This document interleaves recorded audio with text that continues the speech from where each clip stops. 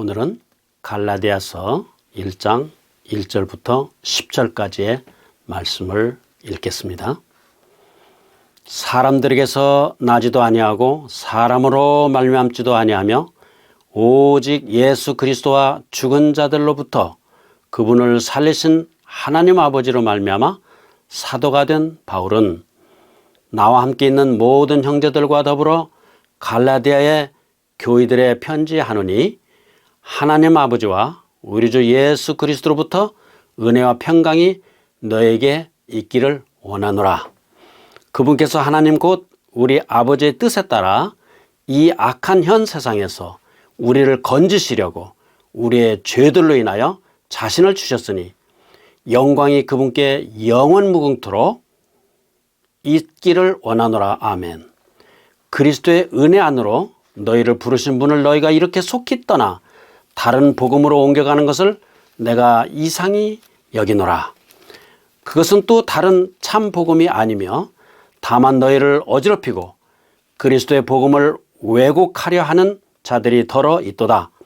그러나 우리나 혹은 하늘로부터 온 천사라도 우리가 너에게 선포한 복음 외에 어떤 다른 복음을 너에게 선포하면 그는 저주를 받을지어다.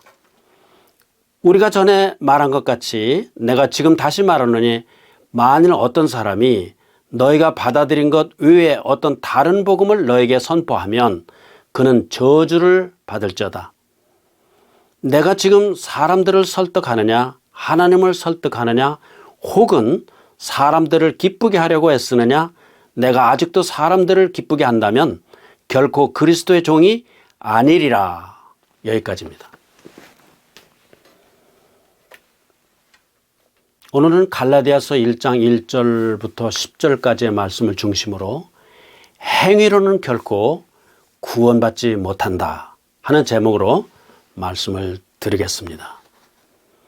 갈라디아서는 1세기 바울이 갈라디아 지방에 있는 교회들을 위해서 기록한 책입니다.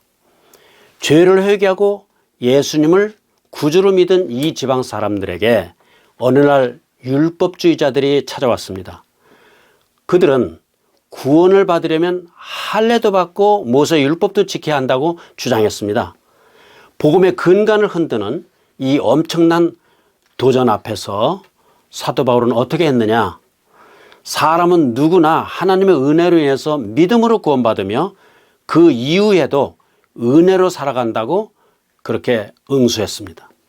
다시 말하면 구원받는 것도 하나님의 자녀로 살아가는 것도 다 하나님의 은혜로 되는 것이지 율법으로 되는 게 아니라는 것입니다. 위대한 지도자 바울은 복음을 전해받은 1세기 성도들이 이런 유혹에 휘청했다는 것에 대해서 여러분은 어떻게 생각합니까? 오늘날 저와 여러분은 얼마나 더 경계하고 조심해야 하겠습니까? 우리는 이러한 경고와 책망의 말씀을 늘 곁에 두고 읽어서 다른 복음을 쫓아가지 않도록 경각심을 가져야 할 것입니다. 1장 1절 보겠습니다. 바울은 자신이 누군지 처음부터 명확히 밝히고 있습니다. 사도 바울은 근엄하고 위풍당당합니다. 하나님이 주신 권세가 살아있습니다. 서두에서 간단한 인사말을 하고 나서 바로 복음에 대해서 그는 말하고 있습니다. 여러분, 복음이란 무엇입니까? 복음의 원인은 은혜요. 복음의 결과는 평안이요. 복음의 목적은 사람을 살려내는 것입니다. 저 아프리카 오지에 어떤 선교사님이 처음 부임해 갔습니다. 이상한 현상이 저녁마다 벌어졌습니다.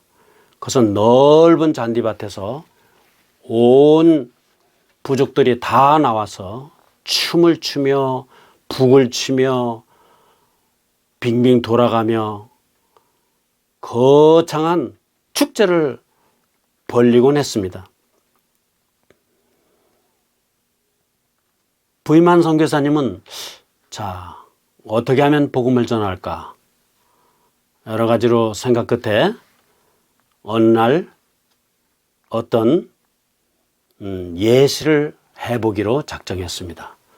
미리 준비한 기름통에 뚜껑을 열고 이 기름통을 들고 사람들 앞으로 나아갔습니다. 원을 그리며 빙빙 돌아가던 이 많은 사람들 한가운데로 선교사님이 걸어가서 이 기름통을 쏟아 부었습니다. 조그만 원을 그리면서 쏟아 부었습니다. 그리고는 불을 붙였습니다. 그러자 이 기름을 타고 불이 빙 돌더니 훨훨 타오르기 시작했습니다. 사람들은 의아한 눈빛으로 호기심을 발동했습니다. 이 선교사님은 준비한 열대 거미를 주머니에서 꺼내가지고 이 원 가운데다가 떨어뜨렸습니다. 이 열대 거미는 살기 위해서 이쪽으로 저쪽으로 저쪽으로 이쪽으로 방황했습니다. 이쪽으로 가도 뜨겁고 저쪽으로 가도 열기가 참을 수가 없어서 이 벌레는 원 가운데로 와서 납작 엎드리고 있었습니다. 아마도 삶을 포기하지 않았나 싶습니다. 거기까지 이르자 사람들이 점점 좁혀와서 자세히 들여다보기 시작했습니다. 선교사님은 그 순간에 이 열대 거미를 손으로 집어 올려서 밖으로 던졌습니다. 그러자 이 열대 거미는 숲속으로 줄다름쳐 도망치고 말았습니다. 여러분, 4절에 보시면 그분께서 이 악한 현 세상에서 우리를 건지시려고, 이 악한 현 세상에서 우리를 건지시려고 우리의 죄들을 인하여 자신을 주셨으니 이렇게 말씀하고 있습니다. 예수 그리스도께서 십자가에서 만인의 죄를 대신해서 돌아가시고 3일 만에 부활하셨습니다. 자격이 없어도 복음을 받아들이고 그리스도를 믿기만 하면 당신도 이 악한 세상에서 구원을 받고 예수님의 부활의 권능으로 승리할 수 있습니다. 갈라디아의 교회가 변질되었습니다. 은혜를 인하여 예수 그리스도를 믿은 사람들이 다른 복음을 따라갔습니다. 참 복음을 믿는다는 것은 그리스도께서 십자가 위에서 하신 일과 부활하신 그분을 믿는 것입니다. 할례나 절기나 다른 의식들을 지켜서 의롭게 되겠다는 생각이 바로 다른 복음을 추종하는 태도입니다.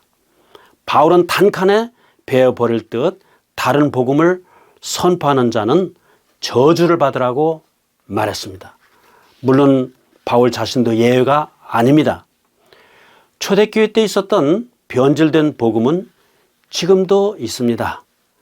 바울이 저들에게 저주를 선언한 것처럼 오늘날에도 강한 도전자들이 필요합니다.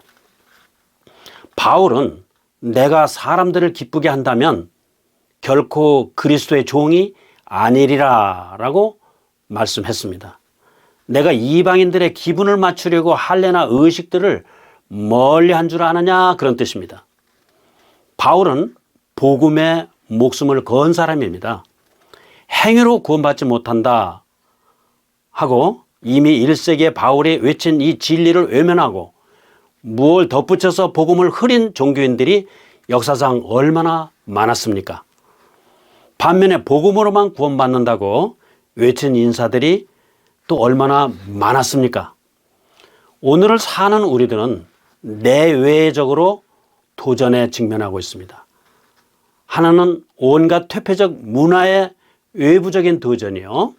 다른 하나는 바로 유사복음을 전하는 자들의 내부적 도전입니다. 율법이 만들어진 이유에 대해서 성경은 뭐라고 말씀하고 있는지 아십니까, 여러분? 이것을 알라. 곧 율법은 의로운 사람으로 인해 만들어지지 아니하고 오직 법을 무시하는 자와 불순종하는 자와 경건치 아니한 자와 죄인과 거룩하지 아니한 자와 속된 자와 아버지를 죽이는 자와 어머니를 죽이는 자와 그 밖에 무엇이든지 건전한 교리에 역행하는 것으로 인해 만들어졌느니라 이렇게 말씀하고 있습니다. 율법을 지켜서 영존하는 생명에 이를 수는 없습니다. 그러나 예수님을 믿어서 영존하는 생명에 이르게 됩니다. 성경은 어떤 바리새인과 세리의 기도를 소개하고 있습니다. 자기는 어렵다고 스스로 생각하고 다른 사람들을 멸시하는 자들이 바로 율법주의자여 바리새인들이었습니다. 이 율법주의자는 주님이 자기 죄 문제를 해결해 주신 것이 감사한 게 아니라 세리와 같지 않은 것이 감사하다고 했습니다. 세리는 자기가 죄인이라고 고백하고 있습니다. 자기가 죄인인 걸 알고 있습니다. 긍휼을 베풀어 달라고 기도합니다. 바리새인은 그가 세리와 같지 않기에 감사하다고 기도했습니다. 그가 세리와 같았으면 구원받고 얼마나 좋았을까요? 결국 세리 한 사람만 의롭게 되어서 집으로 갔다고 말씀했습니다. 여러분, 이사야는 말씀합니다. 사악한 자는 자기 길을 버리고 불의한 자는 자기 생각을 버리고 주께로 돌아오라. 그리하면 그분께서 그에게 긍휼을 베푸시리라. 우리 하나님께로 돌아오라. 그분께서 풍성하게 용서하시리라. 자기 생각을 못 버려서 하나님께 못 가는 것입니다. 사람들은 자기 생각에 이렇게 하면 하나님이 어렵다고 하실 것 같다고 합니다. 하나님은 그건 내 생각이고 하실 것입니다. 자기 생각을 버린 사람이 하나님께 갑니다. 성경은 이스라엘인이나 이방인이나 다 율법의 행위를 보인다고 말했습니다. 그런데 하나님께서는 심판을 하시는데요. 바울이 전하는 복음대로 심판을 하신다고 그랬습니다. 율법대로가 아니라 바울의 복음대로 예수님을 통해서 사람들의 죄를 심판하실 것이라고 하셨습니다. 여러분은 믿음으로만 구원받으셨습니까? 여기까지 말씀드리겠습니다.